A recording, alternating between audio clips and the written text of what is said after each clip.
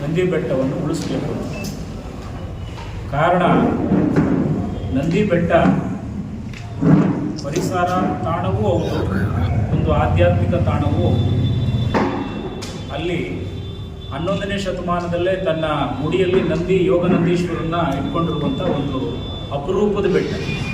1478 metre ಎತ್ತರದ ಬೆಟ್ಟ, ಮೋಡಗಳನ್ನು ಚುಂಬಿಸುವ ಬೆಟ್ಟ, ವಾತಾವರಣದ ಪದರಗಳನ್ನು ಹೊಂದಿರುವ ಬೆಟ್ಟ, ಅತಿ ಹೆಚ್ಚು ಆಮ್ಲಜನಕದ ಸಾಂದ್ರತೆ, ಡೆನ್ಸಿಟಿ ಆಫ್ ಆಕ್ಸಿಜನ್ ಅದನ್ನು ಹೊಂದಿರುವಂಥ ಬೆಟ್ಟ. ಎಲ್ಲದಕ್ಕಿಂತ ಮುಖ್ಯವಾಗಿ 5 ನದಿಗಳಿಗೆ ಜನ್ಮ ಕೊಟ್ಟಿರುವಂಥ ವಿಶಿಷ್ಟವಾದಂಥ ಜಲಚಕ್ರ ವ್ಯವಸ್ಥೆಯನ್ನೇ ಹೊಂದಿರುವಂಥ ಒಂದು ಅಪರೂಪದ ಬೆಟ್ಟ. ಇಂಥ ಬೆಟ್ಟ ಇವತ್ತು ನಾವು ಉಳಿಸಿ ಅಂತ ಹೋರಾಟ ಮಾಡ್ತಾ ಇರೋದೇ ಒಂದು ದೊಡ್ಡ ವಿಪರ್ಯಾಸ. ಕಾರಣ ಯಾಕೆ ಅಂದರೆ, ಅದು ನಮ್ಮ ಮುಂದಿನ ಪೀಳಿಗೆಗೂ ಬೇಕು. ಇವತ್ತು ನಮ್ಮ ಮುಖ್ಯ ಉದ್ದೇಶ ಆ ನಂದಿ ಬೆಟ್ಟವನ್ನು ಉಳಿಸೋದ್ರ ಮೂಲಕ ಅಲ್ಲಿಯ ಸಸ್ಯ ಸಂಪತ್ತು, ಅಲ್ಲಿಯ ಪ್ರಾಣಿ ವೈವಿಧ್ಯ, 1911ನೇ ಇಸ್ವಿಯಲ್ಲೇ ಬ್ರಿಟಿಷ್ ಗೌರ್ಮೆಂಟ್ ಅವರು ನಂದಿ ಬೆಟ್ಟವನ್ನು ಒಂದು ಜೈವಿಕ ತಾಣವನ್ನಾಗಿ ಮಾಡಬೇಕು ಅಂತೇಳಿ ಡಿಸೈಡ್ ಆಗಿದ್ದಂಥ ಒಂದು ಬೆಟ್ಟ 1911ರಲ್ಲಿ. ಸೊ ಅಂಥ ನಾವು ಸ್ವಾತಂತ್ರ್ಯ ಬಂದ ಮೇಲೆ ಅದರ ಮೌಲ್ಯವನ್ನು ಕುಗ್ಗಿಸ್ತಾ ಇವತ್ತು ನಾವು ಆ ಬೆಟ್ಟವನ್ನು ಕಳ್ಕೊಳ್ಳೋ ಪರಿಸ್ಥಿತಿಗೆ ಬಂದ್ಬಿಟ್ಟಿದ್ದೀವಿ. ಈಗ ಬೆಟ್ಟದ ಕೆಳಗಡೆ ವಾಣಿಜ್ಯೀಕರಣ ಆಗ್ತಾ ಇತ್ತು. ಈಗ ಬೆಟ್ಟದ ತಲೆ ಮೇಲೂ ಆ ತಾಪನಲ್ಲೂ ಕೂಡ, ಯಾಕೆಂದರೆ ಅಲ್ಲಿ ಹೆಚ್ಚು ಕಡಿಮೆ 2.5 ಚದರ ಕಿಲೋಮೀಟರ್ನಷ್ಟು ಪ್ರಸ್ಥಭೂಮಿಯನ್ನು ಹೊಂದಿರುವಂಥ ಒಂದು ಜಾಗ, 66 ಎಕರೆ ತೋಟಗಾರಿಕೆ ಇಲಾಖೆ ಜಮೀನಿದೆ. ಅದರಲ್ಲಿ 1975 ಪಾರ್ಕ್ ಪ್ರಿಸರ್ವೇಷನ್ ಆ್ಯಕ್ಟ್ ಏನಿದೆ, ಆ ಆ್ಯಕ್ಟನ್ನು ಆ್ಯಕ್ಚುಲಿ ಅಮೆಂಡ್ ಮಾಡೋಂಗಿಲ್ಲ. ಆದರೂ ಒಂದು ಕ್ಲಾಸ್ ಹಾಕ್ಕೊಂಡು ಬೆಳಗಾವಿ ಅಧಿವೇಶನದಲ್ಲಿ 2 ಎಕರೆಯನ್ನು ಡೈನಮಿಕ್ಸ್ ಅನ್ನೋ ಒಂದು ರೋಪ್ವೇಗೆ ಕೊಡೋದ್ರ ಮೂಲಕ ಆಲ್ರೆಡಿ ನಾವು ಕೋರ್ಟಲ್ಲಿ ಕೇಸ್ ನಡೀತಾ ಇದ್ದೀವಿ. ಆಲ್ರೆಡಿ ನಾವು ಕೇಸ್ ಹಾಕಿದ್ದೀವಿ. WP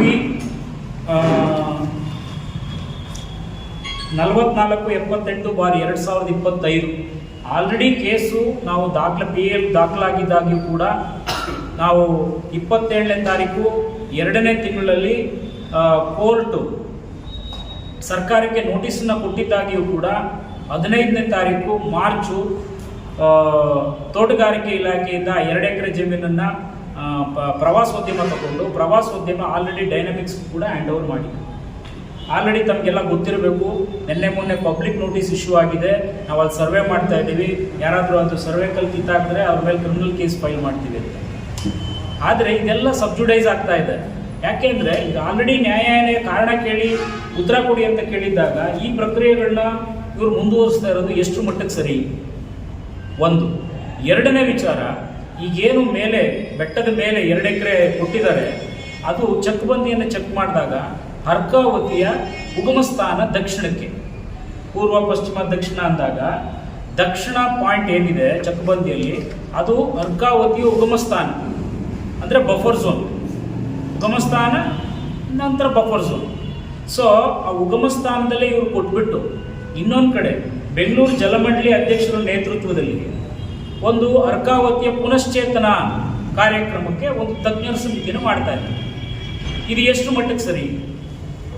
ಒಂದು ಕಡೆ ಅರ್ಕಾವತಿ ತಲೆಯನ್ನೇ ತೆಗೆದುಬಿಟ್ಟು ಮತ್ತೆ ಅದನ್ನು ನಾವು ಪುನಶ್ಚೇತನ ಮಾಡ್ತೀವಿ ಅಂದರೆ ಇದರ ಅರ್ಥ ಏನು? ಏನಂತ ಅರ್ಥ ಮಾಡ್ಕೋಬೇಕು ಜನ? ಹೋಗ್ಲಿ, ಇಂಥ ಒಂದು ದೊಡ್ಡ ರೋಪ್ವೇ ವಿಚಾರ ಮಾಡುವಾಗ ಪೊಲ್ಯೂಷನ್ ಬೋರ್ಡ್ದು ಪರ್ಮಿಷನ್ ಇಲ್ಲ, NOC ಇಲ್ಲ, ನ್ಯಾಚುರಲ್ ಡಿಸಾಸ್ಟರ್ದು ಏನು ಅವಘಡಗಳೇನಾಗುತ್ತೆ ಅದರ ಬಗ್ಗೆ ಯಾವುದೇ ಮಾಹಿತಿ ಇಲ್ಲ, ಬೆಂಗಳೂರು ಅಥವಾ ಚಿಕ್ಕಬಳ್ಳಾಪುರ ಸಾರ್ವಜನಿಕರ ಯಾವುದೇ ಪಬ್ಲಿಕ್ ಒಪಿನಿಯನ್ಗಳಿಲ್ಲ.